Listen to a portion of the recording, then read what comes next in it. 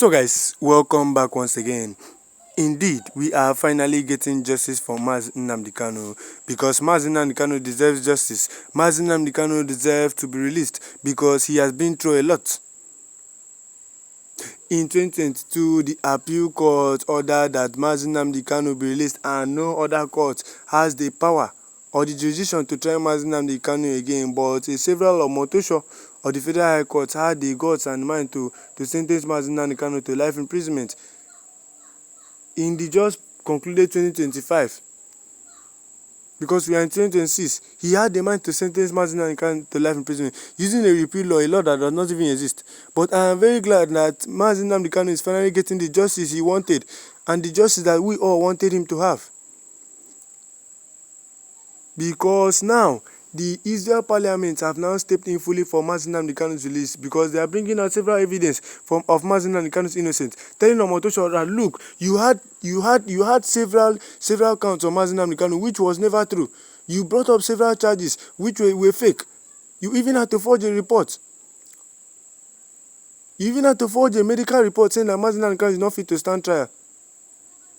You forged a report saying that Nnamdi Kanu is fit to stand trial, whereas he was never fit to stand trial. He was sick. So the Israel parliament have now stepped in fully with full documents and full credentials to prove that Nnamdi Kanu is innocent. Omotosho is now in serious trouble because he knew the punishment and everything that he will be facing. Because you cannot come and sentence a man to life in prison and think he will go scot-free.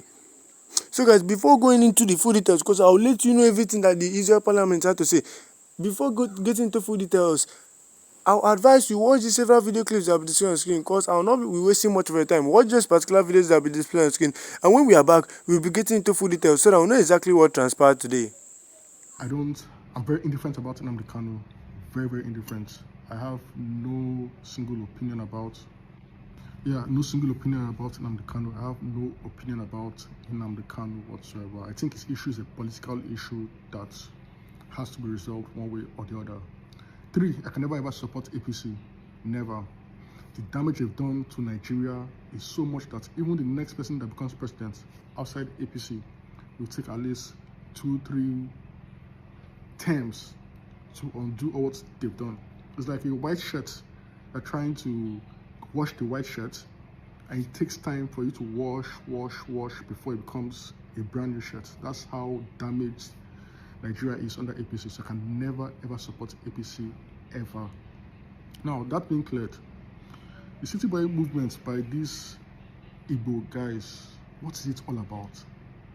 What is it all about? Do these people know they're polling units? Can they go and convince the average Igbo man to support APC? Can they? Why are you giving Tinubu Southeast on a platter of gold? I mean, if you have influence, why are you giving him on a platter of gold? A sensible billionaire, a sensible person who has, most of them don't have mental capacity, to think these things through. But a sensible person who is mentally robust will say, okay, there's an Nnamdi Kanu. He's loved in the Southeast, and you can't take that from Nnamdi Kanu. He's loved in the Southeast. Mr. President, this is a political case. Let's free this guy. When we free him, people in South will listen to us.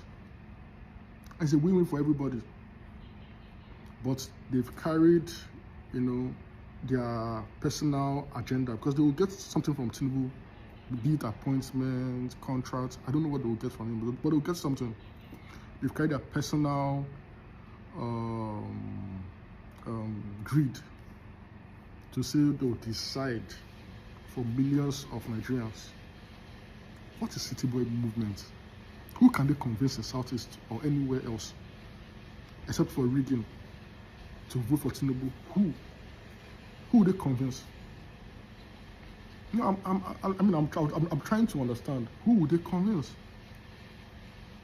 So for me, it's dead on arrival. They're wasting their money, but it's money to waste. It's their money to waste. Nigerians are wiser. They're smarter.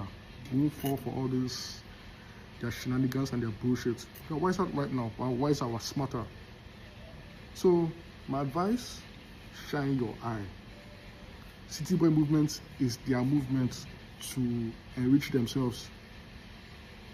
They have no influence whatsoever. Trust me. Most of them they don't know that polling units boots. Most don't know their polling units. Trust me. Nigerians, shine your eyes from these men. They don't mean well. Shalom everyone. Shalom first of all our leader Nnamdi Kanu. I hope that you will be happy to see this video because we are doing it with our heart. Everything that we are doing is for Biafra and for you with big emotion to you from our whole heart. Me and my coordinator here, Mazi Victor General Below. Today we made history in Israel. After 56 years, the Knesset, which is the Israeli parliament, spoke about Biafra. Spoke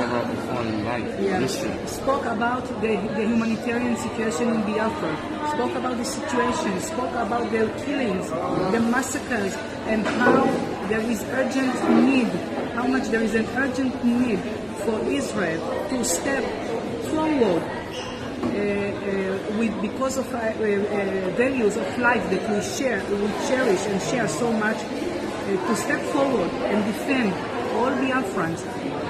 So from this Nigerian modern machine. Exactly, yeah. And the person who spoke for us was the Minister of Welfare, Mr. Jacob Mergy. And he was wonderful. When he spoke, the way he spoke with pattern, I was too emotional. I even cried because it was really too emotional the way he spoke. Exactly. And then our Deputy Minister of Foreign Affairs, she stood up. She was wonderful. She was okay also, and she spoke about the empathy that the Israeli government has for the situation in Biafra, and she urged the Knesset members to do another discussion. Even at her office, they will decide on which committee they will take our case, so that we will walk. We will have walking groups just for Biafra, to promote the situation of Biafra, to promote it forward. Who knows? Maybe it will lead to freedom very soon. So this is for you, Mazi Nnamdi Kanu, our leader, the leader of the indigenous people of Biafra, and for the people of Biafra, from here, from the Knesset, me, Rachel Nwosu, and Mazi Obilo, Victor Uchenna Obilo, our coordinator. We thank God, we thank Elohim for this day, for this history. So that is what it is. There is nothing I need to add. She has said it all. Today is a wonderful day. History in the making. Before now, there is nothing whatsoever of this nature that has happened in Knesset today that is taking place. It is a big knot that we cracked. And I want to thank Chico Kadiama, and at the same time I want to thank this woman. And I'm also thanking the wonderful woman in lobbies. Her name is Heidi Moses. She's the one that is pushing us. She's our vehicle right now, and we are enjoying the ride. So I always say that I'm not satisfied. And I'm pushing her more and more and more. At the end, the chairman of the parliament even called Mazi Obilo's name, and he stood up to say hi to the parliament members. So we are recognized. This is something else. We are recognized officially and constantly. IPOB is officially recognized at the Israeli parliament. This is something very huge, very, very huge. So you people must know that we are on the right way. So guys, welcome back once again. As you can see on your screen, releasing Nnamdi Kanu, returning him to Kenya, UK if Nigeria doesn't want him. Enugu monarch tells Tinubu at Abuja summit.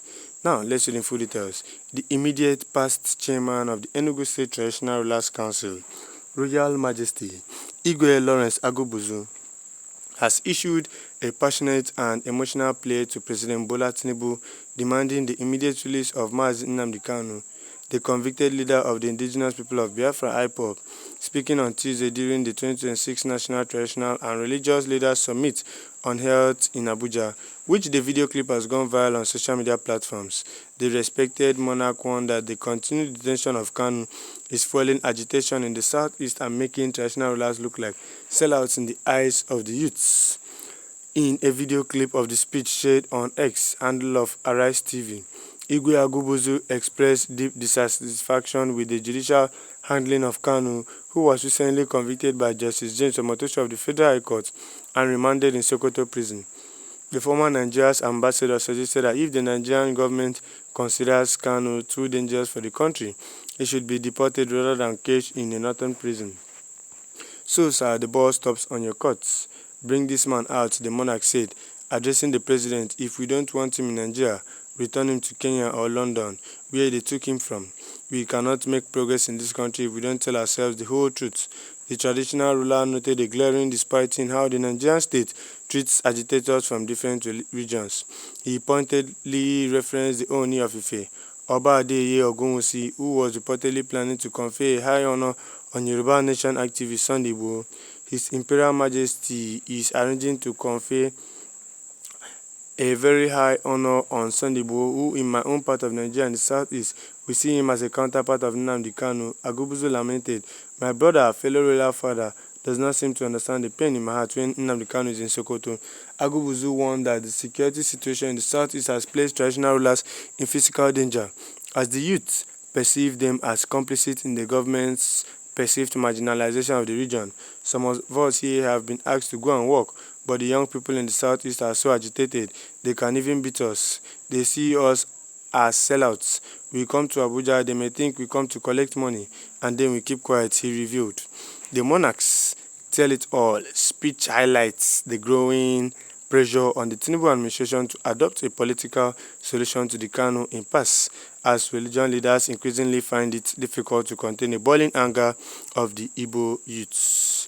So guys, from everything that has just been read now, I believe we all understand, and I would love to have your take on this in the comment section. Do well to tell me your thoughts too. Like this video, share this video, always leave a free Nnamdi Kanu or freedom for Nnamdi Kanu in the comment section, and most importantly, hit the subscribe button and turn on this channel notification bell so that you won't be missing any trending update about Nnamdi Kanu.